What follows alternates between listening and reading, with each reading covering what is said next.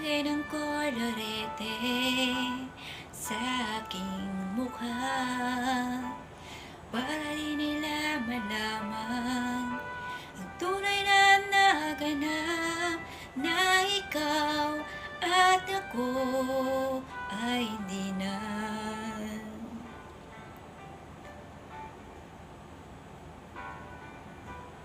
Dahil sa'yo pang mga ngiti para di halata,